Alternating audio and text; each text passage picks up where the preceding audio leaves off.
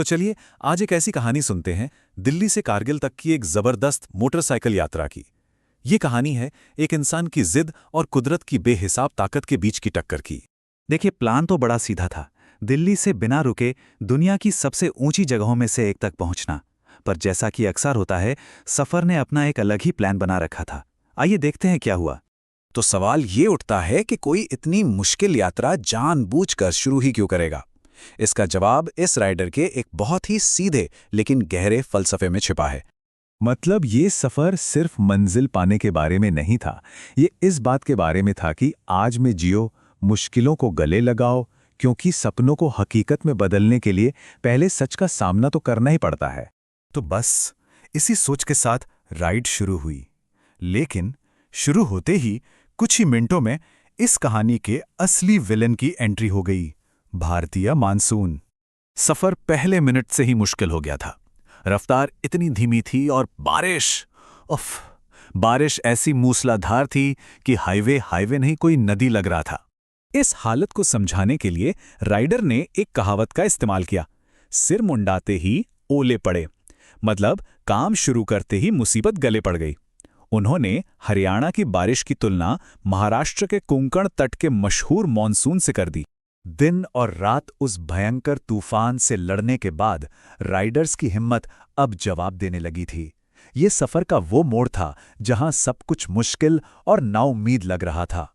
सोचकर देखिए, 10 घंटे, पूरे 10 घंटे तक भीगे कपड़ों में उस मूसलाधार बारिश में लगातार बाइक चलाते रहना, ये जिस्म और दिमाग दोनों का इम्तिहान था। और ये देखिए, ये उस सफर के शारीरिक असर को साफ साफ दिखाता है। जो नॉनस्टॉप राइड का सपना था वो यहीं टूट गया।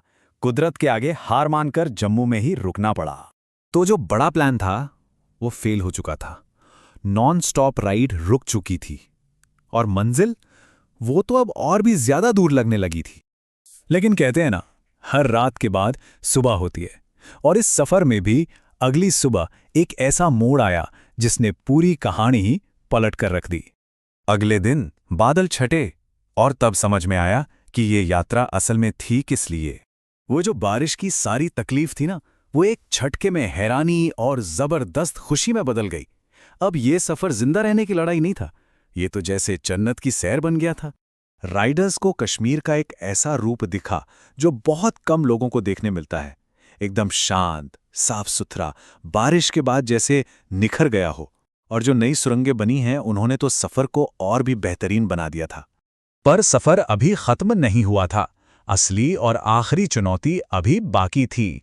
नाम है ज़ोजिला दर्रा, जो दुनिया की सबसे खतरनाक पहाड़ी सड़कों में से एक मानी जाती है।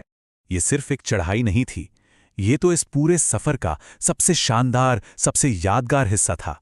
और जानते हैं सबसे कमाल की बात क्या थी? कि उन्होंने ज़ोजिला दर्रे को बिल्कुल अकेले पार किया। ये एक ऐसा अनुभव है जो सच कहूं तो लगभग नामुमकिन है। यहां राइडर ने उस पहाड़ी दर्रे से ऐसे बात की जैसे वो कोई इंसान हो। उसकी शान को, उसकी खामोशी को सलाम किया। ये एक मुसाफिर और कुदरत के बीच एक गहरे सम्मान का पल था। ये पूरा सफर देखकर एक ही सवाल मन में आता है ना? कि खूबसूरती के बस चंद लम्हों के लिए कोई इतनी भयानक तकलीफ क्यों उठाएगा? इसका जवाब इसी फर्क में छिपा है।